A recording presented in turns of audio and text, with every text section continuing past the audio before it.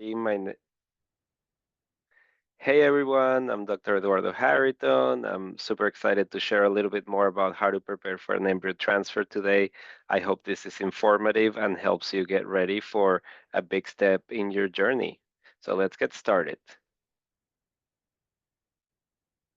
So before the process starts, you want to make sure that we have all the required labs up to date. So your case manager and your team will make sure that's the case or order anything missing.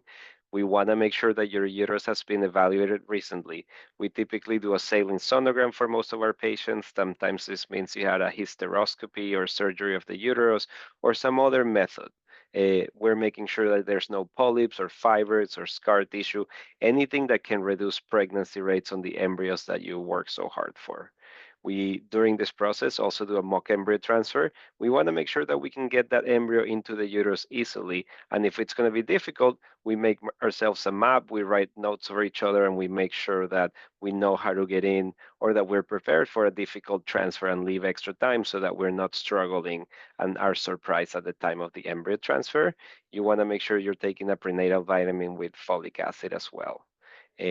It's important to also know which embryo we're transferring. So if we don't have genetic testing, we typically select the best embryo. If we have done testing, we can often select the best one by morphology, meaning how it looks under the microscope. I'll get into that a little bit more. Or if there's a specific sex that the patient wants, we can do that as well. So that's something important to think about or discuss with your partner if you have one. So the frozen embryo transfer is a process where we synchronize the uterus with the age of the embryo because we want to make sure we're putting that embryo in on a very specific timing. We're basically following what happens during natural conception to put that embryo in typically at day 5, day 6, or day 7 embryo at the right time. Sometimes at day 3 embryo as well could happen. There's really two main ways in which we do it. One of them is a natural cycle and one of them is a controlled cycle. And I'm hoping that after today, you'll have a sense of what those look like and can make the right decision for yourself. Sometimes some patients benefit from one over the other, typically from a controlled cycle over a natural cycle, but most patients are reasonable candidates for both. There's pros and cons to each, so my goal is to explain what those are, and more importantly, let you know that success rates would be the same for both. We would never compromise your success rates.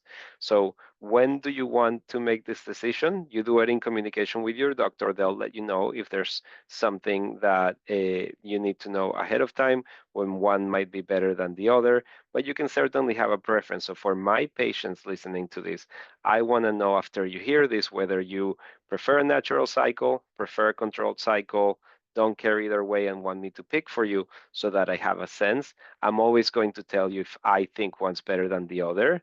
I want you to start thinking about this after you complete an IVF cycle, while you're waiting for genetic testing results and planning, or if you're just thinking about what comes next and are trying to plan timelines, it's good to have an idea of what to expect. So I love when my patients watch and learn about this and have a sense of what they can do because we can set expectations better and we can help them move through the process easier. We also need to decide on the embryo. That's something that we ideally want to decide before we start the cycle. We want to be prepared for it. If we need to wait for genetic testing, if there's a reason to change it last minute, we can, but we really rather know what embryo we're transferring before we start the cycle and we make that plan and make sure the lab is on board with all of it. Let's talk about the types of cycles. So in a natural cycle, you start with your period or menses. We sometimes will give you medications like Clomid or Letrozole. Sometimes we will give you nothing in those first few days. You're typically coming in for ultrasounds multiple times around cycle day 10, 11, or 12. If everything's ready, great. Typically takes more time, so we wait for day 14 or 15 or 16. You can see these arrows indicate that you're coming in for ultrasounds or blood work. So typically looks more like an IVF cycle in terms of how many times you need to come in. Sometimes we're bringing you in daily. 3, 4, 5 days in a row, just waiting for your body to get to where we need to get to. Once you get there, we give you a trigger shot to help release that follicle and have it start making progesterone. And based on that trigger shot or on your body's own surge, we can then time that embryo transfer, typically 6 to 7 days after that trigger shot. Um, Overall, we are not in charge of the cycle, so we can't really control it. This means that sometimes things don't go as planned and there's less that we can do to kind of keep that going. We're not going to sacrifice an embryo if things are not looking good. So if a patient ovulates early, if the lining does not get thick enough, we often have to cancel these cycles and then try again a different way. So when you think of natural cycles, again, to review, you may take some meds after your periods or not at all. Very rarely we do injections, but typically no meds or just pills. Once you get your period, you let your case manager know. We schedule that first ultrasound, and the rest is kind of like we decide as we go.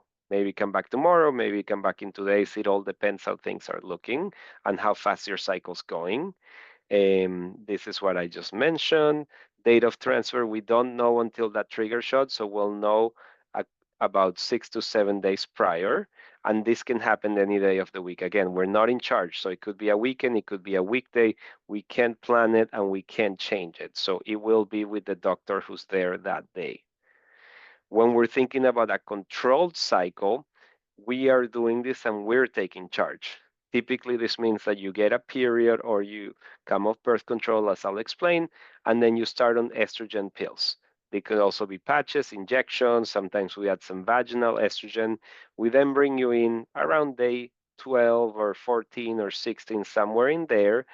For a lot of patients, that's the only ultrasound they need because everything looks ready. Sometimes we need to wait a little bit longer that get that lining to get ready, but typically the number of ultrasounds is a lot less, on average 1 to 2, instead of like 4 or 5 for a natural cycle. We then start progesterone on the day that we want to, and we do a transfer 6 days later, typically. So we know when we can start progesterone, and we can schedule that transfer ahead of time. So it's much easier to plan, especially if you want to make sure that a partner is there, or you're trying to work around trips or work schedule or anything else. When we're doing it of birth control pills, which we often do, we then stop the pills, wait for your withdrawal bleed, and then do the same exact process that I just mentioned.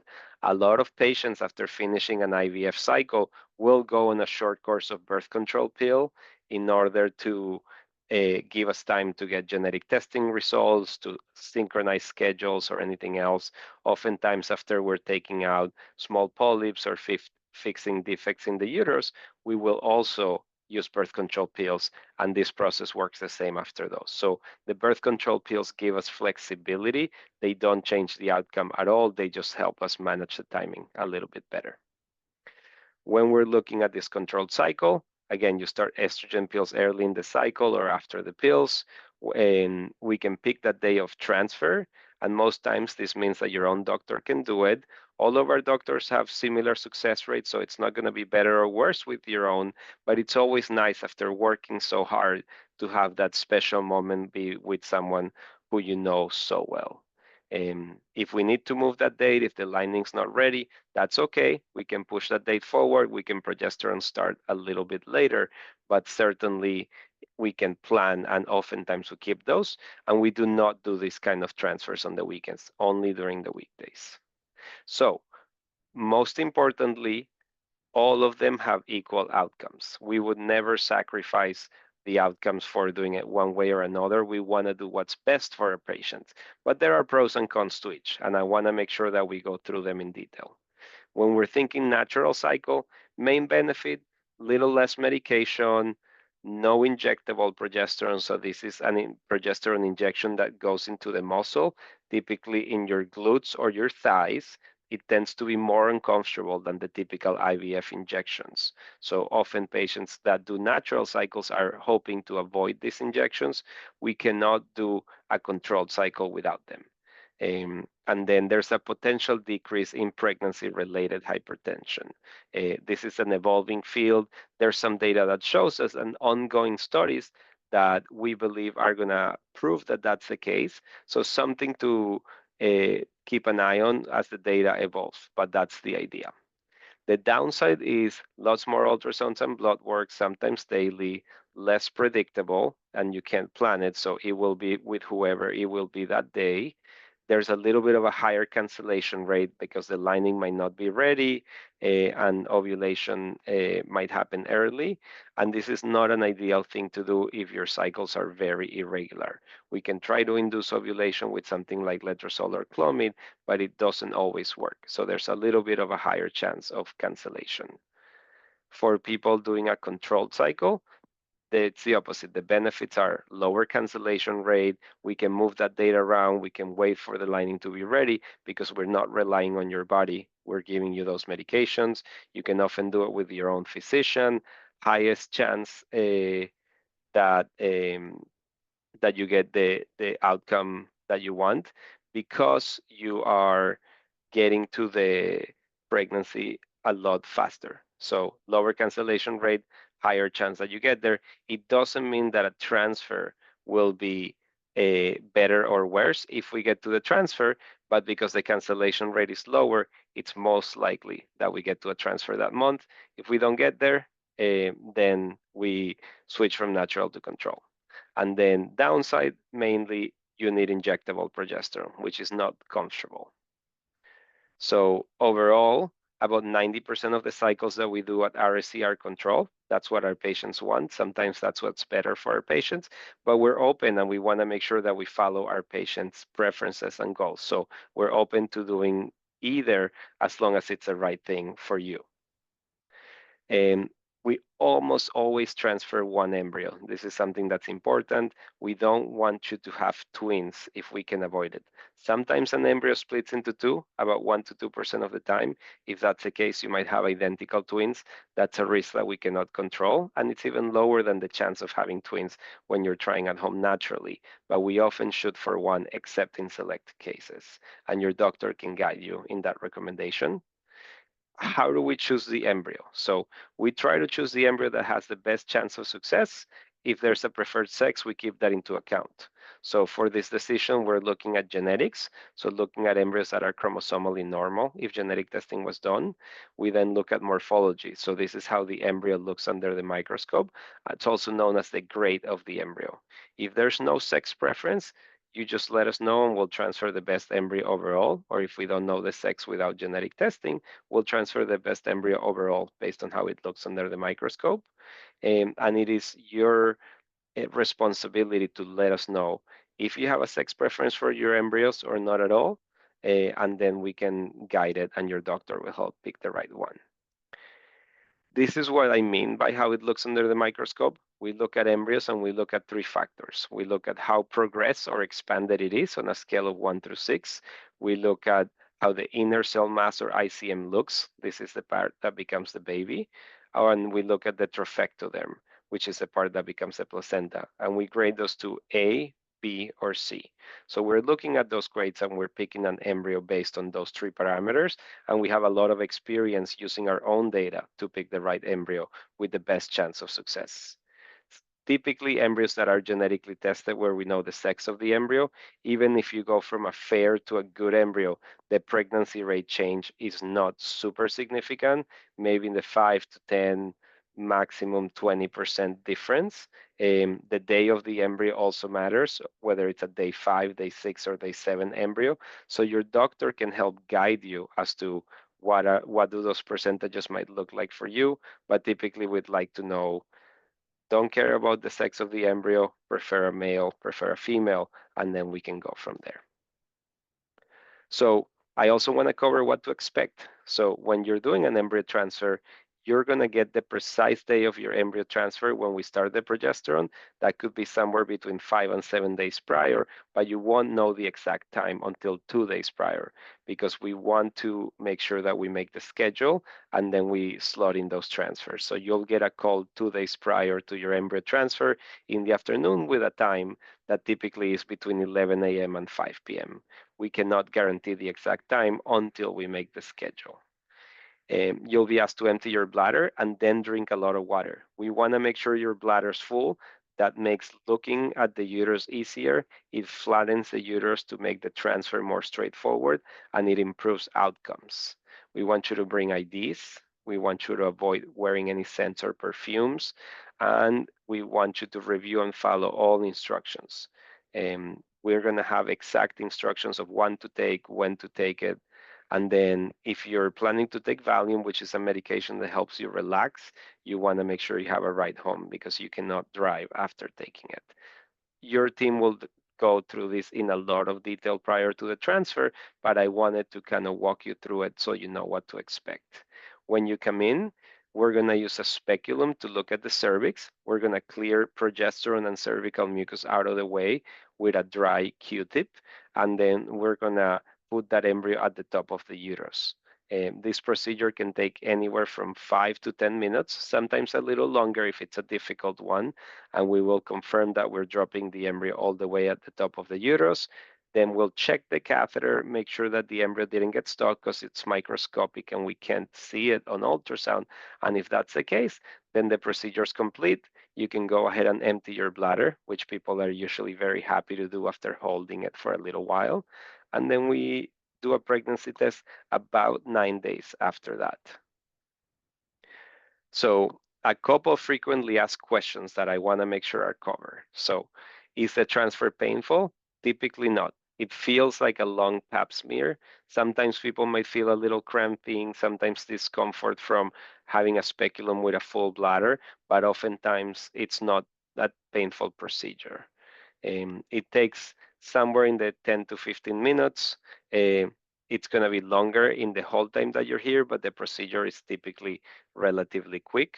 After the embryo transfer, most people go to the restroom, empty their bladder, and go home. You can typically resume your normal activities, but we have you, take it easy that day. So it's a good day to be a little bit extra lazy, not a ton of exercise, no heavy lifting, no intercourse. You don't need to be in bed all day, but it's a good day to just kind of take it easy and relax. Typically, we do that pregnancy test, like I mentioned, 9 days later, and then we give you a call and let you know. And we will all be crossing our fingers for you. Other questions are what are the typical success rates? It all really depends on your history, the quality of the embryos, etc. Most genetically tested embryos have around a 60-65% chance of success, sometimes a little higher, sometimes a little bit lower. It depends on the embryo, it depends on your uterus, it depends on the patient, it depends on your history. So your physician should be able to guide you in giving you an expectation of success based on that specific case and that specific embryo. Some physicians have pregnancy rates? Absolutely not. Here at RSC, we take it very seriously. We monitor all of our pregnancy rates. We look and see and make sure that we're all providing the best care for our patients, and we're measuring that to make sure. So, it's always awesome when we get to do our own patients' transfers, but I feel very comfortable knowing that if one of my partners is doing your transfer, they're going to get just as good of a pregnancy rate as I would. Can I do anything to improve the chances of a successful embryo transfer? Yes, it's not rocket science. They're typically the same things that I recommend all my patients do. So maintaining a healthy lifestyle, you want to make sure this is the time to keep a good balanced diet, lots of fruits, vegetables, and protein. You want to minimize stress. No one can be stress-free, but just making sure that you reduce it if you can, avoid alcohol and smoking, and then make sure you follow all your medication instructions because we set everything up in a very specific fashion, and that's how we maintain the really good success rates that we have. And if you have any other questions that I didn't contact today, please contact your clinical team. I hope this was helpful in preparing you for the transfer, and best of luck. Have a wonderful rest of your day.